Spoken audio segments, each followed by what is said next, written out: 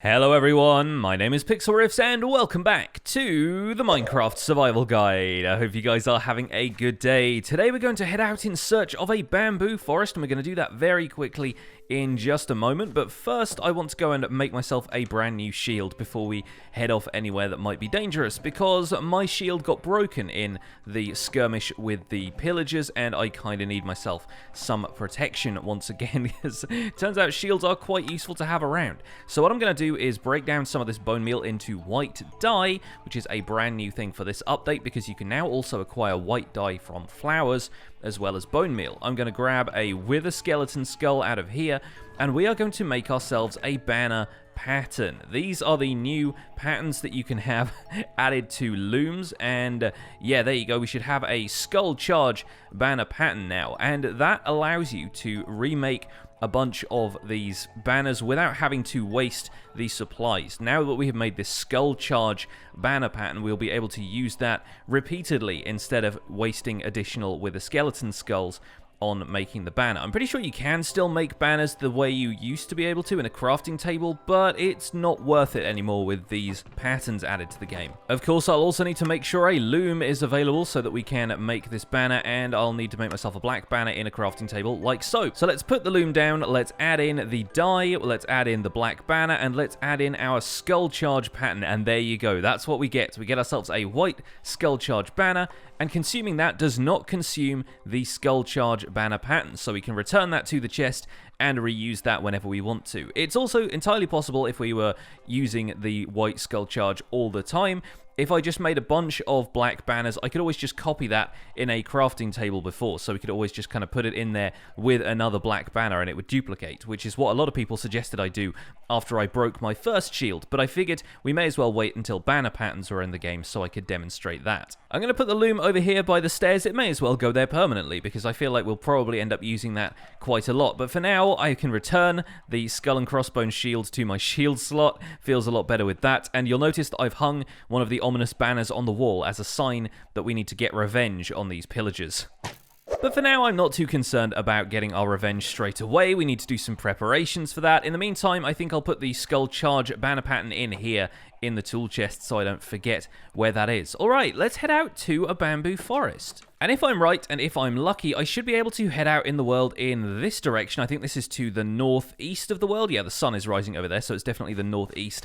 And I'm going to head out to a jungle that I once flew over on the way to raiding the Woodland Mansion, but I've actually removed this jungle and the surrounding regions from the world when we were editing Regions of the World, preparing for 1.14 to arrive. And so, hopefully, with any luck, we should have a bamboo forest generating in that jungle. If not, we will still be able to acquire bamboo, but I think it's going to be nicer if you get to see the full bamboo forest in effect. So I'm going to fly over there. Obviously, the chunk rendering is still kind of bad in 1.14 right now, so I think I will probably fly over there off camera, and then I'll bring you guys back in when we have something to show. Alright folks, welcome back. So we have entered the jungle from the Sunflower Plains, and I think we should be able to find some bamboo pretty quickly. Yes, in fact, there's a stalk of it over here. Not only does bamboo generate in bamboo forest sub-biomes of the jungle, but you'll also find individual stalks of it generating from the forest floor. On occasions where you can't find a bamboo forest, look around for these individual stalks because they will still generate in jungle terrain that has generated in 1.14, and they might be a lifeline for those of you who can't find a large quantity of bamboo, because if we take this down, whoa, there it goes. It all ends up breaking like so, but you can always bone meal it to grow a little bit more, and in fact, it bone meals in multiple sections. If you end up bone mealing a section near the bottom, it will grow upwards to the extent where you can actually harvest a whole bunch of it with a fairly minimal supply of bone meal. And in future, we're going to look into turning this into an automated farm where you can bone meal the bamboo with dispensers.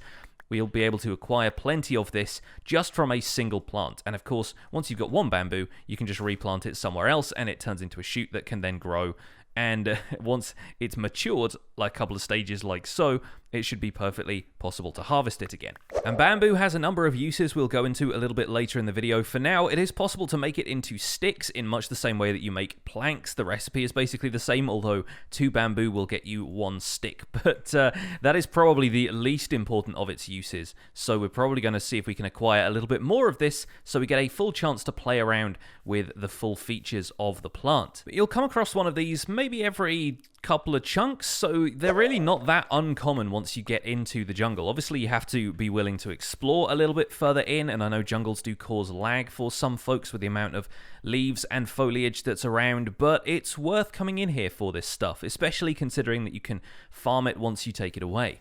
But this right here is what I was hoping for. This is a bamboo jungle generating right in the middle of our jungle biome. Brilliant. I'm so happy this worked out. And as you can see, there is an absolute ton of bamboo that we could clear here if we wanted to. I mean, you don't have to completely deforest this whole region. In fact, given it's a jungle and this is supposed to be protected habitat, it might make sense not to, but oh boy, the frame rate when you break some of these things, the amount of other bamboo around it, I think is just causing a little bit of lag here. So maybe for the sake of graphical fidelity, we should wait until I get home before we harvest too much of this. But there is some really interesting stuff to learn about bamboo while we are here.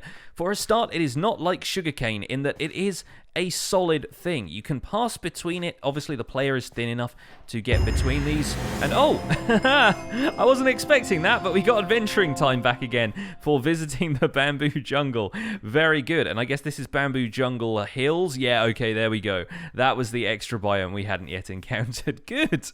Well, I'm glad that we've caught back up with the adventuring time goal again. But as I was saying, bamboo actually grows on a random position on a block each time. So much like flowers, which grow off-center to a block, you'll find bamboo does not grow in an organized pattern. Sometimes it's in the center of the block, sometimes it's offset towards one of the corners, and you'll find that it grows a little bit randomly. So some bamboo gaps you might not be able to fit through, while others you could. So yeah, it's kind of interesting to navigate down here. Usually just head for the biggest gap you can find, of course, but occasionally, maybe if you're running from mobs or something like that, you might find that an obstruction. So yeah, use caution when traveling in the bamboo forests. You'll notice that these bamboo forest biomes also spawn a lot of podzol on the ground, which is less of a big deal now that podzol is renewable by growing 2x2 spruce trees. Previously, the only place you could get it was from mega taiga biomes, which were relatively rare to find, and I expect these bamboo forests are going to be equally as rare to find as mega taigas, but it's a good thing to know that we have a source of podzol around here as well. It certainly lends a nice vibe to the place. It definitely gives it a little bit more character. And hopefully, speaking of character, we should be able to find some of the inhabitants of the bamboo forest if I just keep exploring. And from what I can tell, if I just fly up for a second here, hopefully I should be able to take to the skies and look down. There you go. There is a huge section of bamboo forest in this world. Oh my goodness. I was expecting it to just be 1 or 2 here and there. Hey, look, there's a parrot in that tree. But look, there's so much of this. It covers a massive section of this jungle, more than I was ever expecting to have. So that's wonderful stuff. And hopefully, yeah, we should be able to find our latest passive mob friend, the cow. No, I'm just kidding. You can probably see it in the subtitles already. The panda. Where's the panda gone? I had a panda a minute ago. There he is. Hey, so we have pandas in Minecraft now. They are really cool looking. They're a little bit dopey, and they actually have a whole bunch of personality. In fact, there are many different variants of pandas, each of which has a different personality. They can actually be coaxed into following you by holding up some bamboo in much the same way that other passive mobs can follow you if you're holding wheat or carrots or whatever they happen to prefer. Let's give this guy some bamboo. There we go. Oh, look at that. And we get to see their lovely feeding animation. These guys have so much detail and character put into their models. It's so cool. And if we find any of the other variants of pandas, you will get to see the variety that we have in the family of pandas that live here in the bamboo forests. I'm glad we encountered this guy first though, because he does seem to be a pretty standard panda. He doesn't have any special traits or anything like that. Pandas, much like other passive mobs that have been added to the game recently, are not the kind of thing that you would typically farm, and if you kill them, they only drop a little bit of XP and bamboo. That is the only thing you'll get from them. So, considering they live surrounded by bamboo, it's really not worth killing them, and I don't intend to do that in this series. And despite searching for quite some time, I have not yet been able to find another panda, and I think that is largely owing to the fact that the bamboo generates in such dense clusters here on the forest floor. I think if we were to take out more of this bamboo and have a larger spawnable space, I think pandas might be spawning a little bit more frequently. But the fact is, so much of this bamboo generates close together that it is rare that you get a section of terrain large enough to spawn one of these guys in. So maybe we will have to clear out an area and then come back another time if we want to see the full range of pandas' emotions. And there are genuinely quite a few different types of pandas. There are some that sneeze, there are some that roll around, there are some that just are angry, and other ones that will actually attack you when provoked. There are some that are lazy and just like to roll around all day. There's so many different varieties of them, which is very cool, but it seems like we're just going to get to visit the one today. That's fine though. It's great that we've actually encountered a panda for the first time. I am very excited to have seen one out here in the wild, and maybe we'll make a base out here or something, and then we'll get to experience the full variety that the panda mob has to offer. But for now, we're going to say goodbye to our friend the panda and his friend the cow. I'm going to head back to my base, and we'll take a look at what else we can do with bamboo. Here we are back at home at Founder's Forge, and it's also worth noting that if you had trouble finding bamboo in your jungle or a bamboo forest, it's also available as loot in jungle temples. You might also occasionally find it in shipwreck loot, and you can even fish for bamboo if you're in a jungle biome. So there are a number of different ways of acquiring bamboo beyond just what we've seen today. But bamboo can be planted on grass pretty much anywhere, and I presume if it can be planted on grass, it can also be planted on the variants thereof. So you're looking at stuff like dirt. Let's see if we can plant it on there. And yep, okay, you can plant it on dirt, so presumably coarse dirt, and podzol are allowed as well. I would assume you can't plant it on mycelium though. Mycelium is a more... Oh, no, you can. Oh, okay, interesting. Did not call that, to be honest, but it might be kind of cool to redevelop a mushroom island biome into a bamboo forest of sorts, as long as you don't mind the weird disparity between mycelium purple and the green of the bamboo stalk. But that is pretty cool. Okay, so all dirt variants are fair game for bamboo. Grass path, not so much because it's not a full block, but we probably guessed that already. So at this point, you might be wondering what exactly the use of all this bamboo is. Why have we harvested so much of it and brought it home with us if all it's good for is panda food or turning into sticks? Well, that, my friends, is where we take a look at our crafting table with some string in the inventory, because you can use bamboo to make scaffolding blocks. These are brand new to 1.14 and they are going to be interesting to implement. I'm not going to say they're going to be a game changer quite yet, because I'm still not entirely convinced of their worth, but in terms of having an aesthetic block, they're actually really nice too. So let's take these out. You get 6 scaffolding blocks if you put 6 bamboo and 1 string in a crafting interface, so you can actually make a huge amount of them relatively quickly. There we go. I've kept a little bit of bamboo by here so that we can grow it a little bit later, but already I've got stacks upon stacks of these scaffolding blocks. Scaffolding has been added to the game to help out builders, and primarily it's going to be used as a frame that you can climb to navigate around a larger build that you're working on without having to do all that pillaring up with dirt blocks that you were doing before. Now you'll notice already that the properties of scaffolding, the way it gets placed, are a little bit weird, and I'm going to try and explain this. There's a lot to unpack here, so it's going to be a little bit of fun trying these out for the first time. Placing one piece of scaffolding down on the ground like that, it'll just look like a stool. They actually make quite good chairs or benches or tables in a house if you want to do some interior design with them. But the true essence of scaffolding comes from being able to look at one of these blocks and hold down right click, and you'll notice that I'm still placing blocks, because what happens is a tower is created, and that tower can actually last for basically as long as I want it to, vertically. As long as I'm placing scaffolding on this base block, it's going to be adding it to the top. We've just created a very easy stack of 64 scaffolding, probably faster than you could ever place anything by pillaring up with dirt blocks, for example. Getting into scaffolding and holding down the jump button allows you to climb it like a ladder, but by releasing the jump button, you can stop on any one block. You can't stop halfway up, but you can stop on any given block, on the top part of a block. And if we climb all the way to the top here, you will see that there is quite a view from up here. Now, you might think your instinct would be to hold the crouch button while you're up here, because obviously you don't want to fall down off of all this scaffolding. However, the crouch button will now move you down through the scaffolding, so it's not really possible. Oh, gosh, I activated my elytra then. That was a panic moment. You can't actually kind of crouch on the scaffolding at all, which you'd think might make it a little bit difficult to build outward with vertically. You can't really bridge all that well if you can't crouch. But this is where some interesting stuff comes in with scaffolding, because once you are looking down on a block from the top, once you're standing on it, looking in a specific direction and right-clicking will actually build the scaffolding out as a bridge. And the maximum distance that you can travel with this is 6 blocks. 1, 2, 3, 4, 5, 6. As soon as I try and put a 7th block there, it gets affected by gravity and it falls. In this case, it's going to fall all the way to the ground.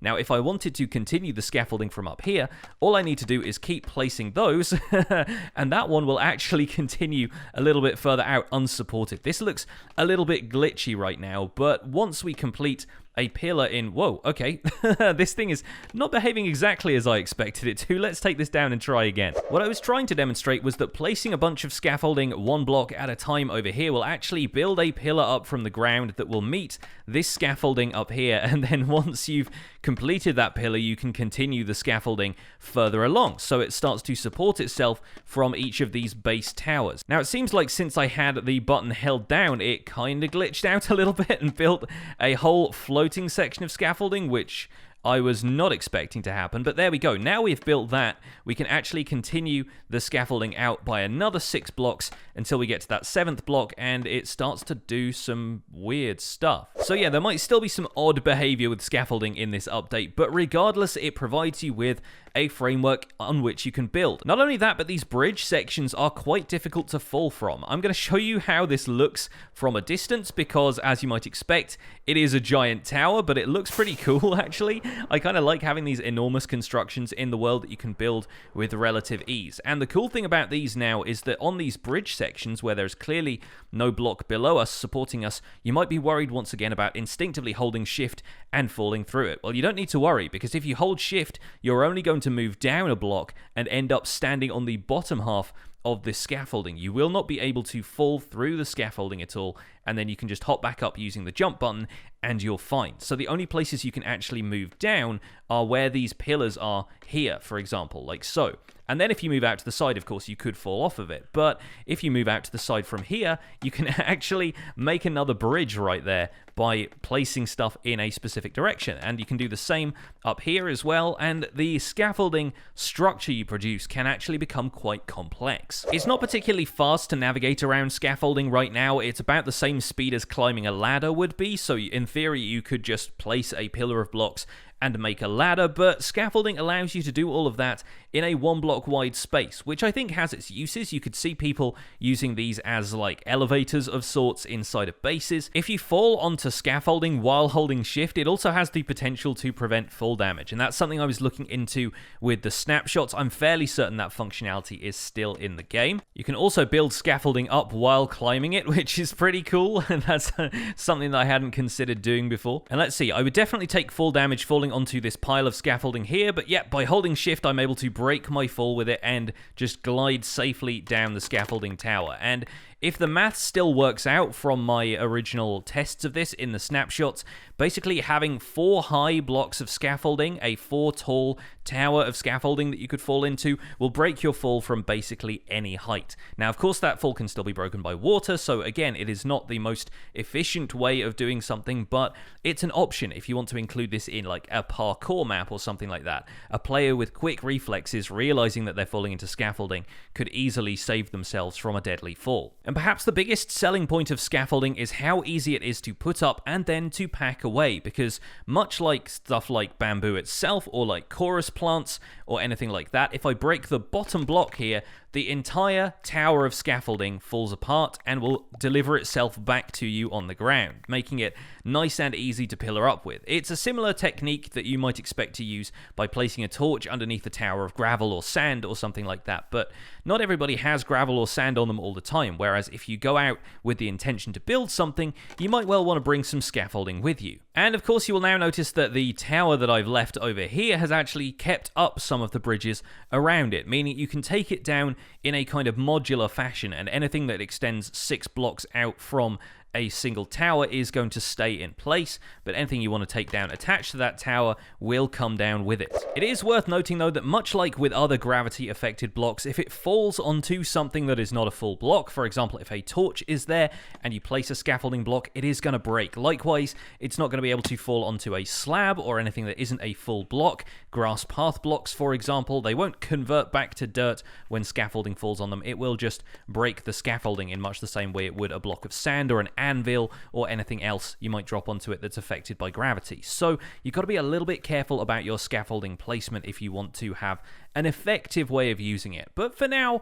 I'm glad that we're just getting in here and playing around with this stuff, and being able to farm bamboo is going to mean a great amount of scaffolding can be produced with a relatively small amount of resources. But that's about all I wanted to cover, both about scaffolding and about bamboo. I think I'll do a little bit of bamboo farming off camera, come up with a decent farm design, which is, I imagine, mostly going to be quite like the sugarcane farm that I've already built, except with a few more dispensers for bone meal, and we'll see how that turns out in a future episode. But for now, that's going to be it for this episode of the Minecraft Survival Guide. Thank you so much for watching. Don't forget to leave a like on this episode if you enjoyed it, subscribe if you want to see more, and I'll see you guys soon. Take care.